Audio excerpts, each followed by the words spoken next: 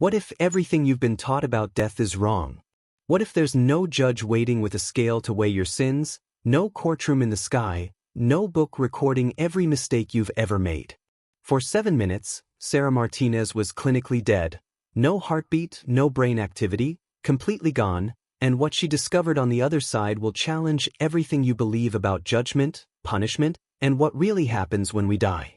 This isn't religious doctrine or wishful thinking. This is backed by over 1,000 documented cases from scientists at major universities, and the implications are absolutely disturbing in the best possible way. Here's what the research shows. People across every culture, every religion, even atheists who don't believe in an afterlife, are reporting the exact same experience during clinical death, and it's nothing like what we've been taught. There's no punishment waiting for you, but there is something far more powerful. Complete accountability wrapped in unconditional love. You will feel every emotion you caused in another person, the joy, the pain, the hope, the devastation, but not as judgment, as awakening. And once you understand what the life review really is, it changes not just how you think about death, but how you choose to live right now, today, in this very moment.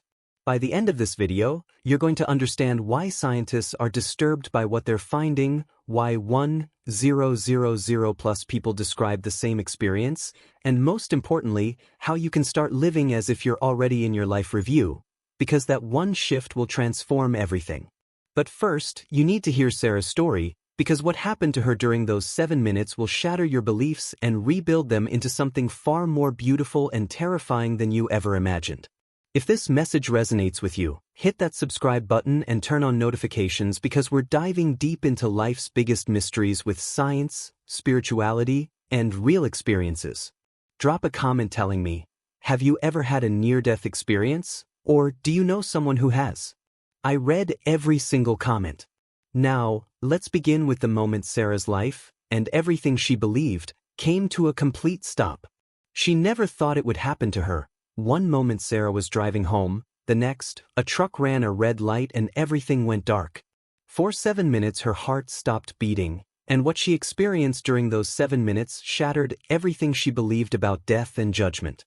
When she woke up in the hospital, there was no courtroom, no stern judge with a gavel, no book of sins, only a presence of pure, unconditional love that showed her something shocking. The life review isn't about punishment, it's about understanding, and that changes absolutely everything about what really matters when we die. What Sarah experienced next during her life review went far beyond anything she had imagined. She didn't just watch her life like a movie, she felt every emotion she had ever caused in another person as if it were happening to her own heart. When she had smiled at a stranger in the grocery store who was contemplating suicide that day, she felt the spark of hope that smile ignited in them. When she had gossiped about a colleague, she felt the betrayal and shame that person experienced when they found out. The most profound part wasn't the guilt or the joy. It was realizing that every single action, no matter how small, created ripples of emotion that she was now experiencing firsthand, and some of those ripples were far more powerful than she ever could have known. For 40 years, Sarah lived under a crushing weight of fear. Fear that one mistake, one sin, one moment of weakness would condemn her to eternal punishment.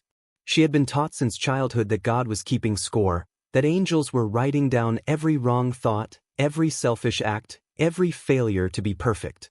But during those 7 minutes on the other side, she discovered something that would have seemed like heresy to her younger self. The universe doesn't operate on fear and punishment.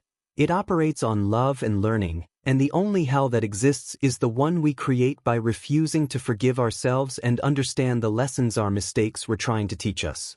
During her life review, Sarah re-experienced a moment from 15 years ago that she had completely forgotten. She had smiled at an elderly man in a hospital waiting room while visiting a friend.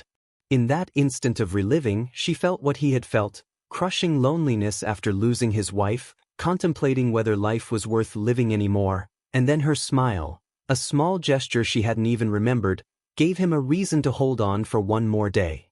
She felt his gratitude, his renewed hope, the warmth that spread through his chest, and she realized with stunning clarity that we have no idea how much power we carry in our simplest acts of kindness. But what she felt next, from a moment of cruelty she had dismissed as insignificant, would break her heart open in ways she never anticipated. When Sarah shared her experience with her doctor, she expected skepticism and dismissal, but instead he told her something unexpected. There are now over 1,000 documented cases of people reporting remarkably similar experiences during clinical death, and prestigious universities are studying this phenomenon seriously.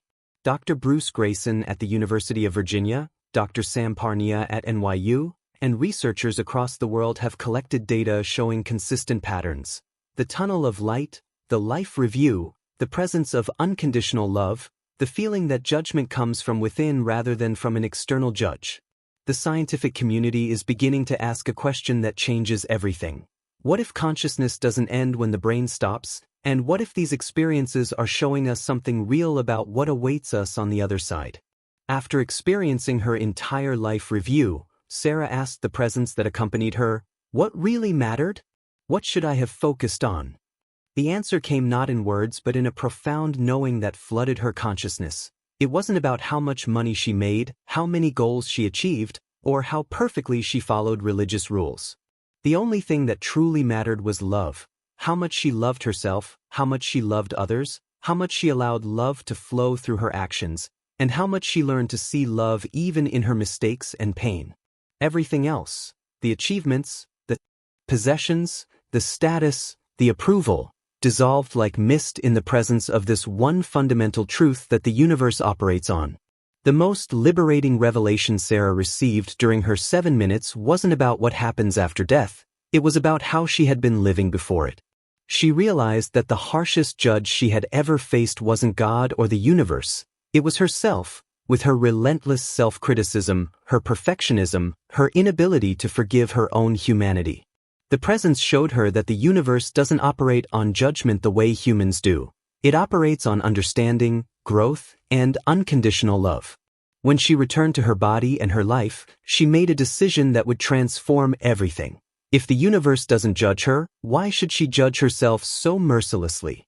As Sarah researched her experience, she discovered that thousands of people across cultures, religions, and backgrounds reported strikingly similar phenomena during clinical death. 1. Leaving the physical body and watching from above. 2. Moving through a tunnel toward light. 3. Encountering deceased loved ones. 4. Meeting a presence of pure love. 5. Experiencing a complete life review. 6. Understanding that we're all connected. 7. Realizing that learning and love are the purpose of existence. 8. Being given a choice to return or stay. 9. Receiving knowledge about universal truths, and 10. Returning with zero fear of death. Number 7 hit Sarah the hardest. The realization that life isn't a test we pass or fail, but a school where every experience, good or bad, is teaching us something essential about who we really are. During her life review, Sarah kept expecting the moment of judgment to arrive. The moment when she would be told whether she passed or failed, whether she was good enough or not. But that moment never came because, as she finally understood, the entire framework was wrong from the beginning. Life isn't a test with a cosmic judge waiting to grade your performance. It's a learning experience where every choice, every mistake, every triumph is an opportunity to grow in consciousness and love. The presence showed her that even her worst mistakes weren't sins to be punished. They were lessons she hadn't fully learned yet, invitations to understand herself and others more deeply, and the only failure would be refusing to grow from them.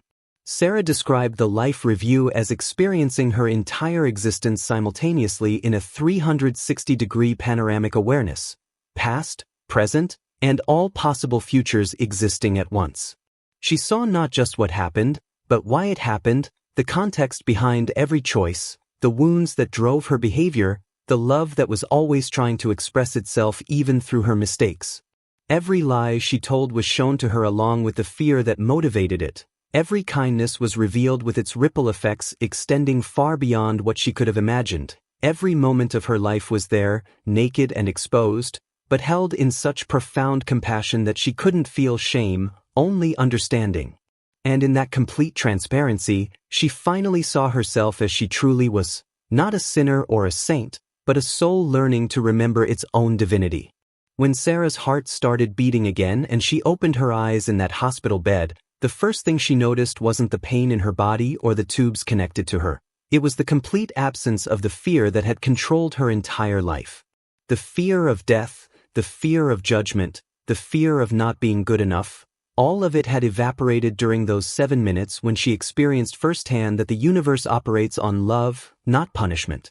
She realized that she had wasted decades paralyzed by fears that weren't even real, living small to avoid making mistakes, holding back her authentic self to meet some imaginary standard of perfection. Now she lives with a radical freedom that only comes from knowing the truth. There's nothing to fear on the other side, which means there's nothing to fear right here, right now. Sarah had to relive a moment she had buried deep in her memory, the time she publicly humiliated a coworker during a meeting to make herself look better, and in the life review she felt the devastating shame and hurt that woman experienced. But here's what shocked Sarah. Along with feeling that pain, she also felt the presence's complete understanding of why she had done it. Her own insecurity, her fear of being overlooked, the wounds from her childhood when she was constantly criticized. The life review didn't say, "You're a terrible person for causing that pain." It said, "Do you understand now why you did it, and do you understand the impact it had?" It was accountability wrapped in compassion, truth wrapped in love, and that combination created something punishment never could: genuine transformation and the deep desire to repair what she had broken. What makes Sarah's experience even more compelling is that she's not alone. Dr. Sam Parnia's AWARE study documented patients who described accurate details of their resuscitation while having no brain activity, and over 1,000 medically documented cases show consistent patterns that can't be easily explained by hallucination or oxygen deprivation. People born blind describe seeing for the first time during their near-death experience. Patients accurately report conversations happening in other rooms while clinically dead. Children too young to have cultural conditioning describe the same tunnel, light, and life review that adults report across all religions and cultures.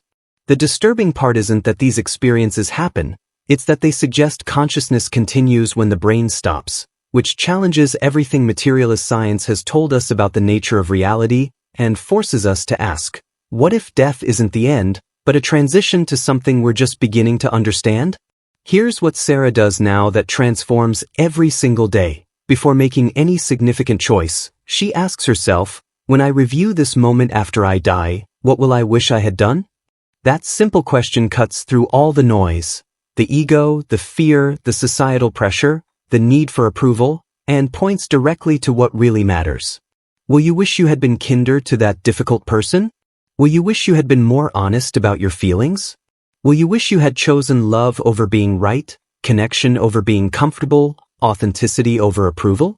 Living as if you're already in your life review doesn't mean being perfect. It means being conscious, making choices from your highest self rather than your wounded self, and understanding that every moment is creating the story you'll one day witness in complete, transparent clarity. After her experience, Sarah became obsessed with understanding if what happened to her was unique or universal. So she spent 2 years reading over 500 documented near-death experience accounts from every continent, culture, and religious background. What she found was stunning in its consistency. Whether the person was Christian, Muslim, Hindu, atheist, or Buddhist, the core experience was the same: no external judge, a presence of unconditional love, a life review focused on learning rather than punishment, and the understanding that we are all connected.